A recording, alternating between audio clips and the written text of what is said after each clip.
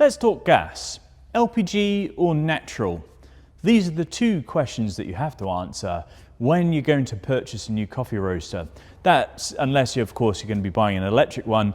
I've not had any experience on an electric roaster and I don't know whether I'd recommend one. So gas it is. Natural gas is delivered to you by the grid here in the UK. LPG or propane is delivered to you by a third-party vendor such as Cala or other in bottle form. It is important to know which one you prefer to choose when you're placing your order for your new machine, because the machine manufacturer will ask you that question, LPG or natural. We've gone with LPG because we don't have natural gas provided to our industrial unit. We could have it installed at some hideous cost, so instead I've chosen LPG. And I, to be fair, have been roasting on LPG for all my history as a roaster, so it's a gas that I'm used to. There are different calorific values of LPG and natural gas. Now, I won't get into the long grass of that, but they are different. So do some investigation on whether you would have a preference for LPG or natural based on the provision to your industrial unit or wherever your roastery is, and whether you feel like you want to lean into natural gas or LPG. Now that you know that I use propane for both the Probat and the Loring, I'll take you through the different size bottles, storage, usage, installation, etc. Propane in the UK is supplied in two different bottle sizes, or certainly that we use. First, there's the 19 kilo propanes here supplied by Cala, or larger 47 kilo propane bottles. Now, obviously there is a size difference between the two, and one hopes you understand that there will also be a weight difference as well, hence the 19 and 47 kilos. So 47 kilo propane bottles are exactly what we're using at the minute in these cages. They are heavy, so be prepared for that. They also take up additional storage space because they're higher and slightly wider, so again you need to account for that in your space as well. Gas has to be stored within a caged, locked environment, and that is a law that we have here in the UK, and I'm sure it will be the same across the world. We operate a two-cage system here, one that I keep my bottles in storage, and in that cage I have the provision of 4 bottles to be stored, and then we also have bottles in use. Now the Loring roaster requires 4 47 kilo propane bottles to be hooked up in the live line at any one point in time. So we have a dual cage set here because we had some sort of width restrictions based on our roll top door. This is peculiar to our environment, but it is something for you to be mindful of. You can get cages that hold 2 bottles, 4 bottles or more, but of course the larger the cage, the more size implication you're going to have in your vicinity, so think about that. The Loring uses 2 propane bottles at once, and we are on a switchover kit. So when 2 bottles run out, it automatically switches over to the next 2. Talking about installing, it is important to note that here in the UK, you must have an LPG qualified gas installer if you're going to be using propane.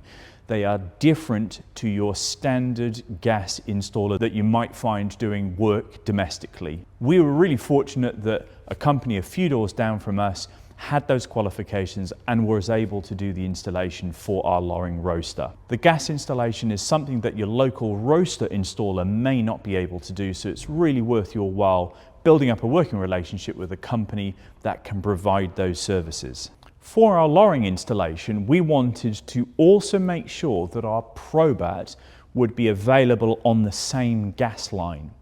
Now, for that to happen, we had to choose a larger diameter gas pipe, in this case a 35mm gas pipe, in order to make sure that there was going to be the volume available for both roasters to run simultaneously.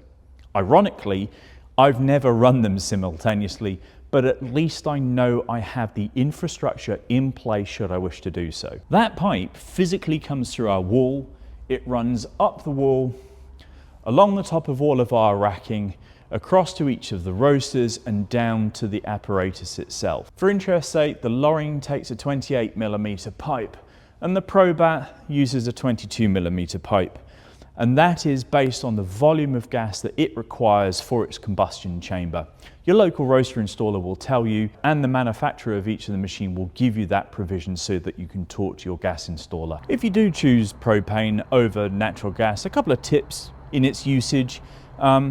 Make sure that your switchover kit has some protection from the weather. You don't want that to get damaged through time.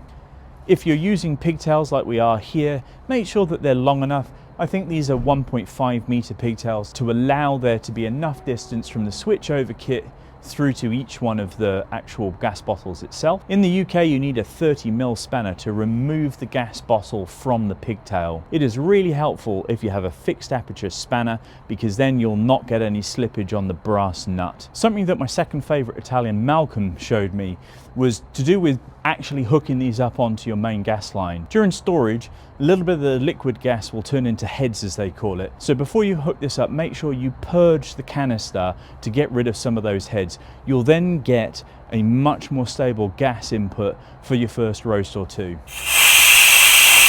You only need to purge a couple of seconds worth, but that's enough just to get rid of those heads.